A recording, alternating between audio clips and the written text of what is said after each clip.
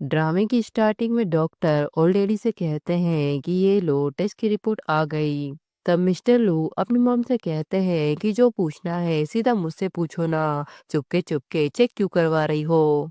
उसकी मॉम कहती है कि हमारे लू फैमिली में वैसे भी बच्चा होना मुश्किल है और ऊपर से तुम्हारी तरफ से कोई गुड न्यूज भी नहीं आई। अब मैं खुद देखूंगी तुम्हें प्रॉब्लम क्या है। तभी बातें करते करते वो दोनों पेपर छीनने लगते हैं जिससे वो पेपर इधर उधर गिर जाते हैं। तभी एक लड़का रिपोर्ट देखकर वहां से भाग जाता है। लूकी मॉम कहती है कि बच्चा बचपन में बिल्कुल तुम जैसा लगता है, लेकिन ये तुम्हारा नहीं हो सकता। लगता है कि ये नाजायज है। मुझे याद है कि 7 साल पहले तुम्हारी गर्लफ्रेंड थी। मिस्टर लू कहते हैं कि मैं उस औरत को कभी एक्सेप्ट नहीं करूंगा। वो बहुत ही जिद्दी और शौक करने वाली लड़की थी। उसकी मॉम कहती है कि इसके कहने से क्या होता है, गार्ड उस बच्चे को मेरे लिए ढूंढो, इस बिल्डिंग को सील कर दो, बच्चा मिलना ही चाहिए। वही हाँ अपनी मॉम को कैंडी देकर बोलता है कि इसे खा लो, फिर मेडिसिन कड़वी नहीं लगेगी। तभी उसकी नजर एक टॉय पर अटक जाती है। उसकी मॉम कहती है कि जब मेरे पास पैसे आ जाएंगे तो मैं तुम्हारे लिए रियल का पप्पी खरीदूंगी।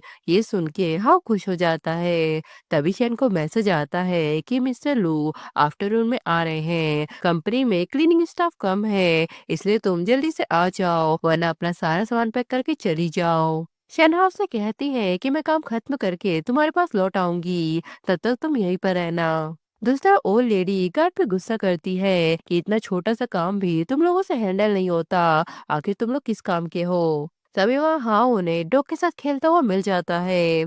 कंपनी में शैन की आंटी उससे बोलती है कि महीने के राशन का पैसा अभी तक क्यों नहीं भेजा, चावल आटा तेल सब कुछ महंगा हो गया है, पैसे नहीं भेजोगी तो मैं घर कैसे चलाऊंगी। शैन बोलती है कि मैंने 1,000 रुपए तो भेजे थे ना।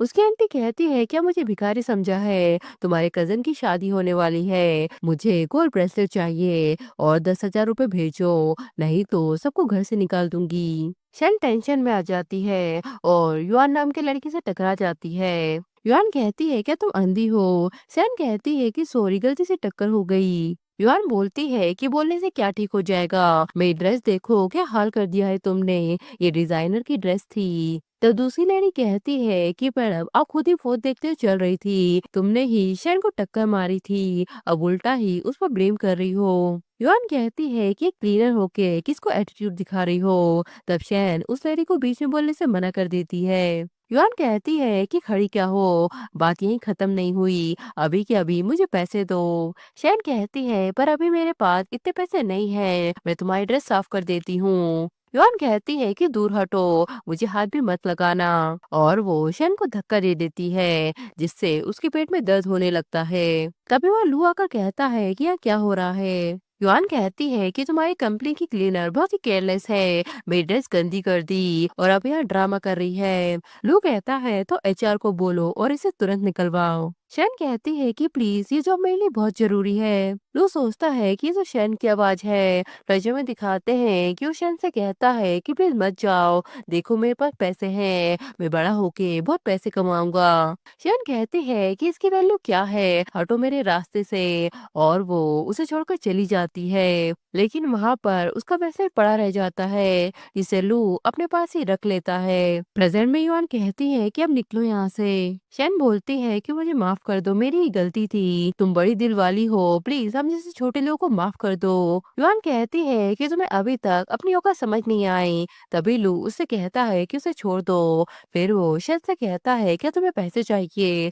10,000 चाहिए या 1 लाख। शैन कहती है कि मैंने पैसे के लिए कुछ भी नहीं किया, ये सब एक मिसअंडरस्टैंडिंग थी। लू कहता है कि अच्छा बेहोश होना भी एक्सीडेंट था, भूल गए कि पहले पैसों के लिए ही तुम मुझे छोड़कर चली गई थी, वो भी बिना कुछ बोले। अब तो तुम्हारी एक्टिंग और भी बेटर हो गई है। शैन कहती है कि मैं कोई एक्टिंग नहीं कर रही हूँ। तभी उसके मुंह से ब्लड निकल जाता है। लू कहता है कि वाह क्या एक्टिंग करती हो, मैं फिर से बेवकूफ बनने वाला था, पर एक्टिंग करते करते सच में यही मत मर जाना। तभी असिस्टेंट उससे कहता है कि मिस्टर लू और मैडम आपको बुला रही हैं। लूशियन से कहता है कि आज के बाद लू ग्रुप से निकल जाओ और दोबारा मुझे कभी नजर मत आना। फिर वो अपनी मम से कहता है कि आपने मुझे क्यों बुलाया। उसकी मम कहती है कि याद है तुम्हें 7 साल पहले तुम्हारी एक गर्लफ्रेंड थी। लू कहता है कि उसका नाम मत लो, बहुत पहले ही सब कुछ खत्म हो गया था। उसकी मम कहती है तो फिर तुम्हारे हाथ में वो ब्रेसलेट क्या है? मुझे पता है कि तुमने उसके लिए ही ये ब्रेसलेट खरीदा था। लू कहता है कि अगर आपने मुझे उस लड़की के लिए बुलाया है तो मैं यहाँ से जा रहा हूँ। उसकी मम कहती है कि बस करो, तुम्हारा अपना एक बेटा है, फिर भी तुम दोनों एक दूसरे को पहचान नहीं रहे हो। लू कहता है कि मेरा बेटा कहाँ से आ जाएगा। उसकी मम कहती है कि डीएनए रिपोर्ट देखो, शायद तुम्हारी आंखें खुल जाए। दूसरा हॉस्पिटल में शैन के अंकल उससे कहते हैं कि अब तुम कैसा फील कर रही हो, लो थोड़ा पानी पी लो। शैन कहती है कि आप कहाँ है। उसके अंकल कहते हैं कि टेंशन मत लो, मैंने सब कुछ अरेंज कर दिया, तुम्हारी आंटी से भी मैंने बात की है, ब्रेसलेट अभी साइड में रख देते हैं, तुम्हारे कार्ड में जो भी सेविंग्स है पहले तुम मुझे वो दे दो, बाद में मैं तुम्हें वापस कर दूंगा। शैन कहती है कि उस कार्ड में हाउ की स्टडी के पैसे हैं, मैं वो पैसे किसी को नहीं दूंगी। अंकल कहते हैं कि अरे पागल लड़की, तुमने अपने कजिन को घर खरीदने के लिए पैसे दिए थे ना, आगे जाके वो घर हाउ के नाम ही होगा, मैं और तुम्हारी आंटी उसका पूरा ख्याल रखेंगे और तुम्हारी बीमारी तो पता नहीं कब ठीक होगी। फिर जब में दिखाते हैं कि डॉक्टर शैन से बोलते हैं कि तुम्हारी तबीयत बिगड़ती ही जा रही है, बेटर होगा कि तुम आज ही हॉस्पिटल में एडमिट हो जाओ। प्रेजेंट में शैन का मन तो नहीं कर रहा होता है, पर वो हाव की खातिर अपने अंकल को कार्ड और पासवर्ड बता देती है। तभी वो उसकी आंटी घर ट्रांसफर करवाने के पेपर लेकर आ जाती है और कहती है कि जब तुम ठीक ही नहीं हो सकती तो इस पर साइन करो। अंकल कहते हैं कि इसकी बात गलत नहीं है, सोचो अगर कुछ गलत हो गया तो घर ट्रांसफर कराने का प्रोसेस बहुत लंबा होता है, अभी ही सब कुछ क्लियर करना सही रहेगा। शैन कहती है कि मैं आपको सबसे करीबी समझती थी, पर शुरू से ही आप लोगों की नजर सिर्फ घर पर थी।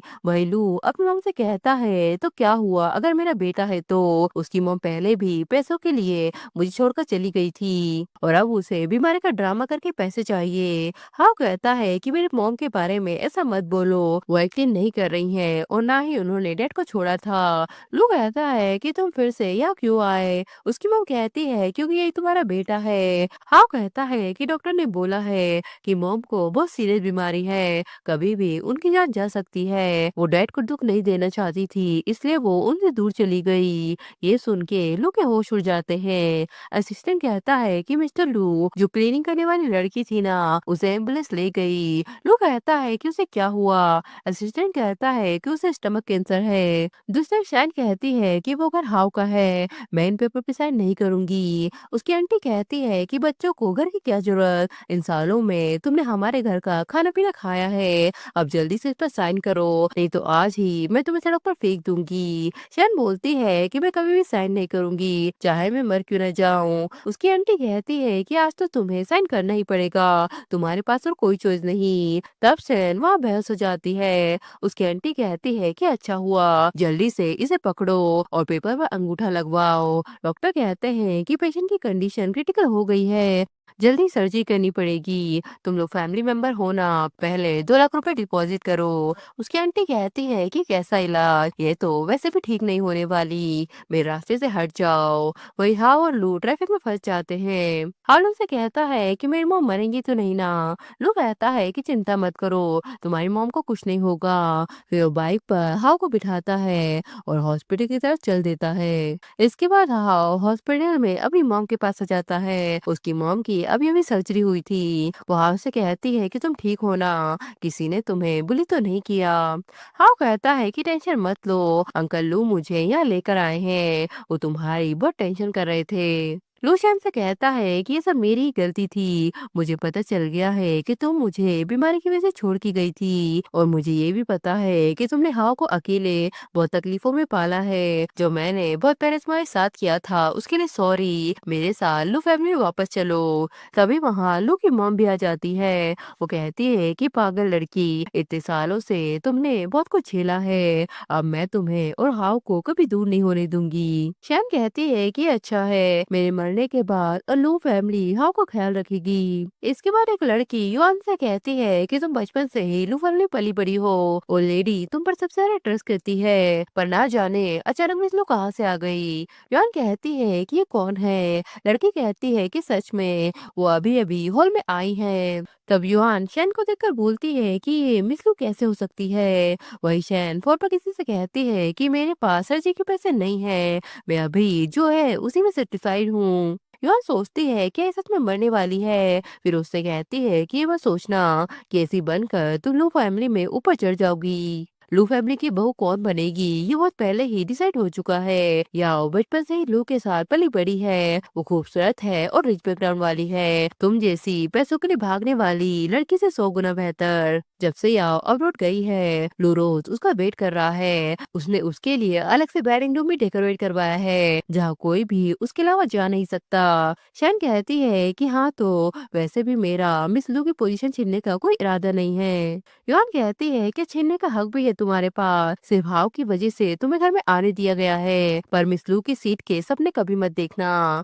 तभी वहाँ लू आकर कहता है कि तुम यहाँ क्या कर रही हो, जल्दी यहाँ से निकल जाओ। फिर वो शैन से बोलता है कि मम ने बोला है कि कल हाओ के लिए प्रॉपर फैमिली पार्टी रखेंगे, सबको ऑफिशियली बताएंगे कि वही लू फैमिली का ग्रैंडसन है, और ये नेकलेस है जो कल तुम्हें पहनना होगा, अब तुम अपने कपड़े चेंज कर लेना। तभी सेक्रेटरी लू से कॉल पर बोलता है कि मैं शैन के लिए कल का प्रपोजल सेटअप बिल्कुल रेडी है, क्या उसमें आप कुछ और भी ऐड करना चाहते हैं। लू कहता है कि बस इतना याद रखना कि उसे पहले से बिल्कुल भी पता नहीं चलना चाहिए, मैं उसे एक बड़ा सरप्राइज देना चाहता हूँ। तब शैन कहती है कि कल कुछ और भी है क्या। लू कहता है कि हाँ, मेरी एक फ्रेंड अब्रॉड से वापस आ रही है, उसके बर्थडे पे भी मुझे एक सरप्राइज प्लान करना है। शैन सोचती है कि जब याओ लू फैमिली में आ जाएगी तो वही हाउ की मॉम होगी, तब मैं यहाँ से चली जाऊंगी। फिर नेक्स्ट सीन में हमें पार्टी का सीन दिखाते हैं। युआन की फ्रेंड शन को धक्का मार देती है, जिससे सारा खाना नीचे गिर जाता है। युआन कहती है कि तुम्हें जाने को किसने बोला, नीचे झुक के सब उठाओ, पहले भी तो तुम सफाई का काम करती थी ना। सेन सोचती है कि आज यहाँ कोई सीन क्रिएट नहीं होना चाहिए, आज हाउ के लिए एक बड़ा इवेंट है। तब युआन कहती है कि पहले तो ये लोग को इग्नोर करती थी क्योंकि वो गरीब था, और अब देखो कैसे लाइन में खड़े होने के लिए बच्चा भी लेकर आ गई, ऊपर से बीमारी का नाटक भी कर रही है। शैन कहती है कि मैंने कोई बीमारी का नाटक नहीं किया। तब युआन कहती है कि तुम्हारे पास ये नेकलेस कहाँ से आया, बताओ ये तुम्हें कैसे मिला। शैन कहती है कि ये लू ने मुझे दिया है। तब उसकी फ्रेंड कहती है कि लू तुम्हें ये कैसे देगा, ये पॉसिबल ही नहीं है, पक्का इसने चोरी किया होगा। तब युआन उससे गले से नेकलेस छीनने लगती है। वो कहती है कि तुम्हें सच में लग रहा है कि अब ये सब तुम्हारा हो गया है। उसकी फ्रेंड कहती है कि ना जाने इसने क्या क्या चुराया होगा। शैन कहती है कि मुझसे दूर रहो, मैंने कुछ भी नहीं चुराया। युआन कहती है कि अगर चोरी नहीं की तो हमें चेक करने दो, सब क्लियर हो जाएगा। तब उसकी फ्रेंड कहती है कि इससे कपड़े उतार के चेक करते हैं, तब पता चल जाएगा कि कुछ छुपाया है या नहीं। युआन कहती है कि हाँ, तुम नहीं उतारोगी तो हम तुम्हारी हेल्प करते हैं, और वो उसका जैकेट उतार देते हैं। लोग कहते हैं कि शायद इस पे झूठा इल्जाम लगाया गया है, इसके पास तो कुछ भी नहीं मिला। युआन कहती है कि कोर्ट में कुछ नहीं मिला तो क्या हुआ, जरूर इसके गाउन में कुछ छुपा होगा, और वो उसके गाउन को चेक करने लगती है। तभी वह लू आकर बोलता है कि तुम ये क्या कर रही हो। युआन कहती है कि तुम बिल्कुल टाइम पर आए हो, मेरे घर में चोर पकड़ा है। जिस पर सेक्रेटरी उसे थप्पड़ मारता है और कहता है कि तुम्हारी इतनी हिम्मत कैसे हुई। लू कहता है कि नेकलेस मैंने ही शैन को गिफ्ट किया था, वही लू फैमिली की मालकिन है। तब युआन की फ्रेंड लू से माफी मांगने लगती है। वो कहती है कि मुझसे गलती हो गई, मैं मिस शैन को पहचान नहीं पाई। लू कहता है कि वैंग फैमिली खुद को काफी पावरफुल समझती थी ना, कल से इस शहर में वैंग फैमिली का नाम भी नहीं रहेगा, अब इन दोनों को यहाँ से बाहर निकालो। गार्ड युआन को लू फैमिली से निकाल देते हैं, जिस पर वो याओ से बोलती है कि लू किसी और को प्रपोज करने वाला है। वही मैड आपस में लू के प्रपोजल के बारे में बात करती हैं कि पूरा लाउन गुलाबों से भरा हुआ था, प्रेसिडेंट लू सच में बड़ा खर्चा कर रहे हैं। शैन भी ये सब सुन लेती है। जब वो लू को देखती है तो वो नीचे सबके साथ सेलिब्रेट कर रहा होता है। शैन बोलती है कि अब सब कुछ क्लियर हो गया है, तो मुझे भी यहाँ से चलना चाहिए। वहीं लू का फ्रेंड उससे कहता है कि तुम तो कभी उसे भूले ही नहीं थे। शैन को तो पता भी नहीं है कि तुमने उसकी पुरानी यादें और गिफ्ट सब ऊपर एक छोटे रूम में लॉक करके रखे हैं। लू कहता है कि हाँ, आज जब वो प्रपोजल एक्सेप्ट कर लेगी तो फिर मैं उसे बता दूंगा। फिर वो मैट से कहता है कि शैन अभी तक नीचे क्यों नहीं आई। मैट कहती है कि मैंने अभी मिशन को देखा था, वो अपना सामान पैक करके चली गई। जिस पर लू भागकर शैन के रूम में आ जाता है, जहां उसे शैन का गुड बाय नोट मिलता है।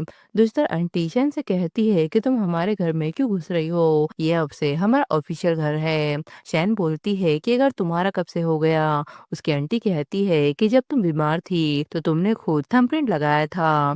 शैन सोचते है तो इन्होंने तब लगाया होगा जब मैं बेहोश हो गई थी। फिर वो उनसे कहती है कि मैं सिर्फ अपने पेरेंट और हाउ का सामान लेने आई हूँ। जिस पर उसकी आंटी कहती है कि बस तुम्हारे पास 1 घंटा है, अपना कचरा समेटो और यहाँ से निकल जाओ। तब शैन रूम में से अपना सामान पैक करने लगती है। वो अंकल से कहती है कि मेरी मॉम का दिया हुआ ब्रेसलेट इस बॉक्स में था, क्या आपने देखा है। उसकी आंटी कहती है क्या तुम इस ब्रेसलेट की बात कर रही हो, मुझे ये पसंद आ गया था तो मैंने इसे पहन लिया। शैन कहती है कि मेरे पेरेंट की आखिरी निशानी है, प्लीज इसे मुझे वापस दे दीजिए। आंटी कहती है कि काफी महंगा होगा, मैं इसे तुम्हें नहीं दूंगी। ब्रेसलेट का ये घर भी अब हमारा है, इस रूम की हर चीज हमारी होगी। क्या तुम भूल गई कि तुम्हें पालने में हमने कितना खर्चा किया, अब मुझसे ही पैसा मांग रही हो। तब शैन अपने अंकल से रिक्वेस्ट करती है। उसके अंकल अपनी वाइफ से कहते हैं कि उसे ये दे दो, ये उसकी ही चीज है। उसकी वाइफ बोलती है कि मैं क्यों दूं, उसके पेरेंट तो मर चुके हैं, उनकी चीजें अब हमारे काम आएंगी। शैन कहती है कि बकवास करना बंद करो और मुझे ब्रेसलेट वापस दो। तभी खींचतान में वो ब्रेसलेट गिरकर टूट जाता है। शैन रोते हुए बोलती है कि मेरे बहन की आखिरी निशानी थी। अंकल बोलते हैं कि ब्रेसलेट के लिए इतना मत रो, तुम्हारी हेल्थ ज्यादा इम्पोर्टेंट है। तब उसकी आंटी डॉक्यूमेंट देकर बोलती है कि पहले से थंबप्रिंट लिया गया था लेकिन साइन रह गए थे, चलो अब साइन कर दो, टाइम वेस्ट मत करो। शैन कहती है कि मैं इस पर कभी साइन नहीं करूंगी। वही हाउलू से कहता है कि नाना नानी ने मॉम के लिए एक घर छोड़ा था, मॉम शायद उसी घर में होंगी। वही अंकल शैन से कहते हैं कि इस मैटर को खत्म कर दो ना, हम ये सब तुम्हारे भले के लिए कर रहे हैं। शैन कहती है कि कैसा भला, मुझे मरने दो और मेरा सब कुछ ले लो, क्या ये भला है। जिस पर उसके अंकल उसे थप्पड़ मार देते हैं और कहते हैं कि हाउ का रजिस्ट्रेशन अभी भी हमारे नाम पर है। शैन कहती है तो शुरू से ही आपका प्लान था मुझसे साइन करवाने का। अंकल कहते हैं कि मुझे अंकल मत बोलो, तुम्हारे मॉम डैड जल्दी मर गए, तुम किसी का भी सहारा नहीं हो, तो घर लेके क्या करोगी, सीधा साइन करो वरना तुम्हारे बाद बच्चे को भी सड़क पर छोड़ दूंगा। शैन कहती है कि मैं मर जाऊंगी पर साइन कभी नहीं करूंगी। उसके अंकल कहते हैं तो मैं तुमसे फोर्सफुली साइन करवाऊंगा।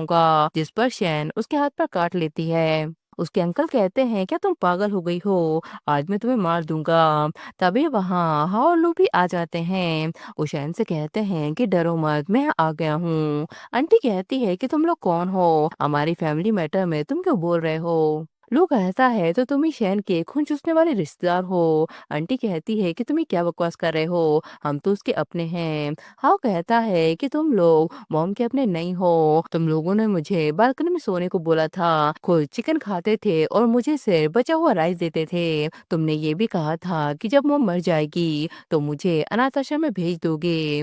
लू कहता है कि तुमने मेरी वाइफ और मेरी बेटी को बुली किया है, अब तुम्हें इसकी कीमत चुकानी पड़ेगी। जिस पर गार्ड आकर उन लोगों की पिटाई करने लगते हैं। इसके बाद लू शन की चोटों पर मेडिसिन लगाने लगता है। वो उसे बताता है कि कल मॉम का बर्थडे है, वो चाहती है कि तुम लू फैमिली की बहू के रूप में फंक्शन में आ जाओ। शैन कहती है कि मुझे लगता है शायद मैं वहाँ के लिए फिट नहीं हूँ। लू कहता है कि अगर तुम फिट नहीं हो तो कौन फिट होगा। तभी ड्रामे में याओ की एंट्री हो जाती है। हाँ, और शैन लू की मॉम के लिए प्रेजेंट लेकर आ जाते हैं। वो याओ से कहती है कि ये लू की फियांस है। तब याओ लू की मॉम को गिफ्ट देकर बोलती है कि स्पेशली मैंने आपके लिए बनवाया था, ये जाड़े का स्टोन बहुत ही प्योर क्वालिटी का है, आप पर ही परफेक्ट लगेगा। शैन बोलती है कि मेरी तरफ से ये छोटा सा गिफ्ट है। याओ कहती है कि स्कार्फ तुमने खुद बनाया है ना, तुम्हारी हेल्थ तो अभी ठीक नहीं है, तुम काम भी नहीं कर पाती होगी, अच्छा है कि तुम लू हाउस में रह रही हो, वरना इतनी सीरियस बीमारी में एक बच्चा कैसे मैनेज करती।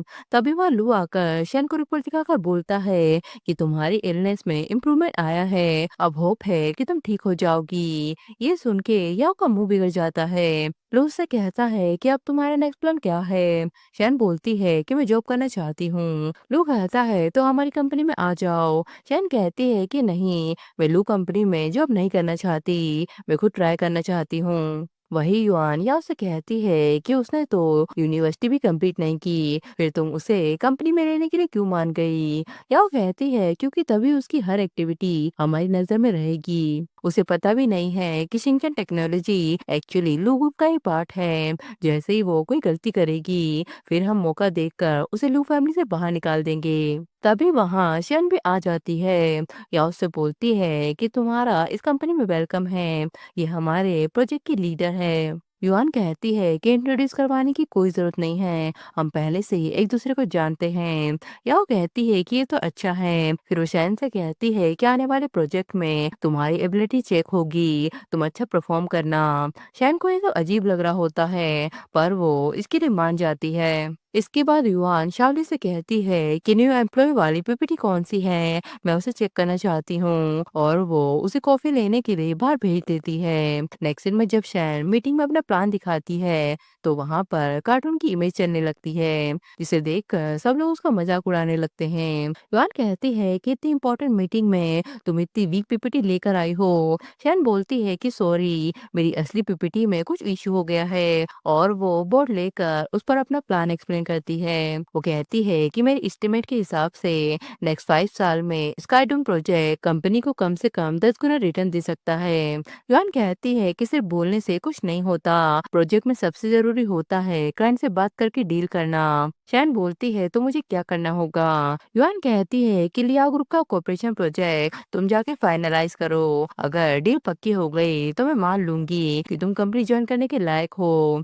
या वो कहती है कि लाओ फैमिली का जो इंचार्ज है ना, वो बहुत ही टफ बंदा है, हमारे डिपार्टमेंट के सीनियर लोग भी उसे डील करने गए थे, पर कोई भी डील सक्सेस नहीं हो पाई। शेन कहती है कि मेरे पास एक्सपीरियंस तो कम है, लेकिन मैं अपनी पूरी कोशिश करूंगी। फिर वो मैनेजर लाओ के पास आ जाती है प्रोजेक्ट की बात करने के लिए, लेकिन वो एक ठरकी रहता है। वो उससे कहता है कि पहले मेरे साथ रूम में बैठकर बात करो। वही सेक्रेटरी लू से कहता है कि बहुत बड़ी गड़बड़ हो गई, या उन्हें शैन को लाओ के पास भेज दिया है, वो भी कोऑपरेशन करने के लिए। लुइस उनको चौंक जाता है। वो कहता है कि जल्दी से उन दोनों की लोकेशन पता करो। दूसरा लाओ शैन से ड्रिंक करने के लिए बोलता है, पर शैन उसे मना कर देती है। लाओ कहता है कि वाइन का ग्लास हमारी कॉर्पोरेशन की सिंसियरिटी है, अगर तुमने नहीं पिया तो प्रोजेक्ट के बाद ही खत्म हो जाएगी। तब शैन वो ड्रिंक पीने लगती है, जिससे उसे नशा होने लगता है। वो कहती है कि मेरी तबीयत ठीक नहीं है, हम कॉर्पोरेशन की बात अगले दिन करेंगे।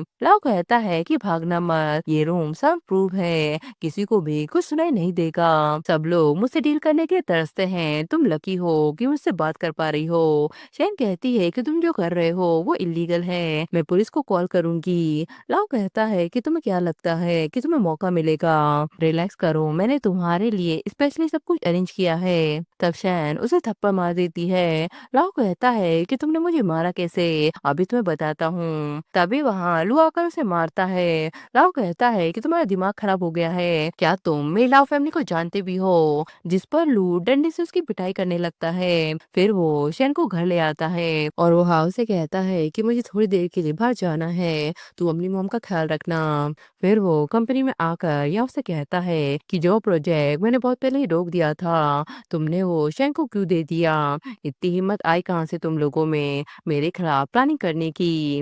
या वो कहती है कि ये सब युआन का प्लान था, मैं बस उसकी बातों में आ गई। लू युआन से कहता है कि आज के बाद मुझे शहर में नजर मत आना, और याओ से कहता है कि तुम भी अब डिपार्टमेंट की डिप्टी डायरेक्टर नहीं हो, अपना सामान पैक करके यहाँ से चली जाओ। जिससे याओ को गुस्सा आ जाता है। वो कहती है कि तुम इतनी आसानी से मुझसे पीछा नहीं छुड़ा सकते।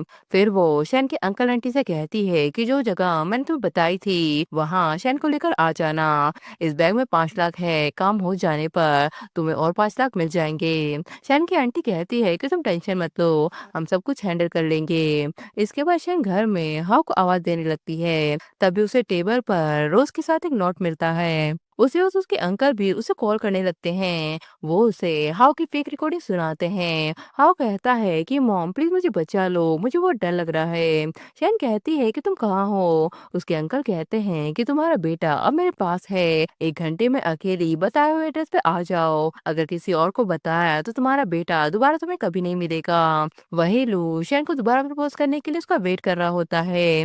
तभी एक मैसेज को देखकर उसके हाथ से सारे फ्लावर गिर जाते हैं।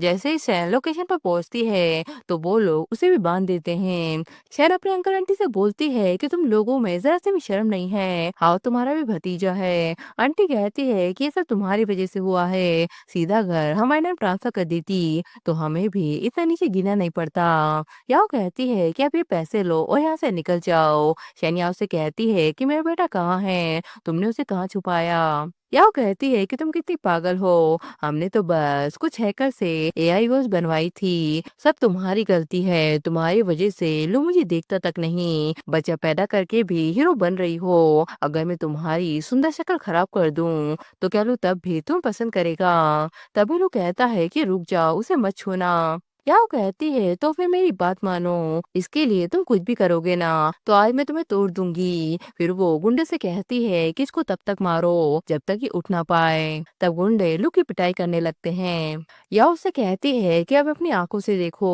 कि जिसे तुम सबसे ज्यादा प्यार करते थे उसे मरते हुए देखना कैसा लगता है। तब लू बीच में आ जाता है और खुद हर्ट हो जाता है। उसे वहाँ आलू के गार्ड भी आ जाते हैं। या वो कहती है कि मैंने जानबूझ के कुछ नहीं किया, तुमने इसके लिए चाकू का वार भी खुद ले लिया, तुम्हें पता भी है कि मैं तुम्हें कितना प्यार करती हूँ। वो कहती है कि मैं तुम सबको बददुआ देती हूँ कि तुम कभी खुश नहीं रहोगे। इसके बाद लू को हॉस्पिटल में एडमिट करवाया जाता है। वो शैन से कहता है कि मैं तुमसे प्यार करता हूँ, मेरे 2 प्रपोजल पहले ही बिगड़ गए हैं, अब 1 सेकंड भी मैं वेट नहीं करना चाहता, क्या तुम मुझसे शादी करोगी? शैन कहती है कि तुम तो या को प्रपोज करने वाले थे ना। लू कहता है तो अच्छा इसलिए तुम मुझे छोड़कर चली गई थी क्योंकि तुम जेलस हो रही थी, शुरू से एंड तक सिर्फ तुम ही हो जिससे मैं प्यार करता हूँ। तभी सेक्रेटरी आकर उससे बोलता है कि किडनैपिंग केस में मिस शैन के अंकल आंटी भी इन्वॉल्व थे और मिस याओ को उनकी फैमिली लेकर चली गई है, कह रही है कि 1 महीने के लिए बंद रखेंगी।